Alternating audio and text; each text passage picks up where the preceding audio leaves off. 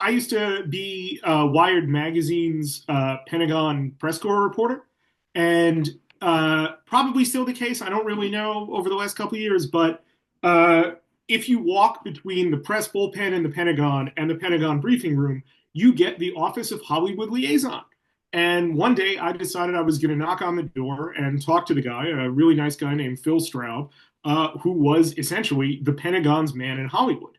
And I asked him a whole bunch of questions about what his job was, what projects they were interested in, and so forth. But basically, what emerged from those conversations was that the military plays a very active role in funding Hollywood pictures, and along with that funding comes fairly strict criteria for how they can portray the U.S. military. Now, they can tell a story that's critical of the U.S. military, but up to a certain threshold. After which you've got to show off the hardware, like with Iron Man, and make it look like pretty cool. One of the things you can't do, and this was kind of a weird thing that I didn't expect, um, since we're talking about Marvel, the Pentagon initially sponsored the first Avengers movie in 2012, but then it pulled out from it, even though you can still see like F-35s in that.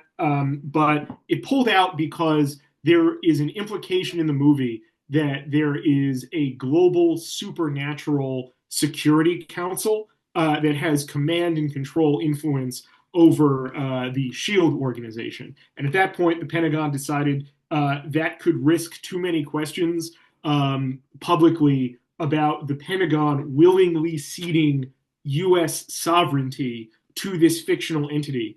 And the Pentagon accordingly pulled out of cooperating with the Marvel Studios Avengers movie. And that just seemed to me a microcosm of the ways in which the military sets parameters around how it will distribute money to be portrayed on film and manufacture the kind of consent that Josue mentioned.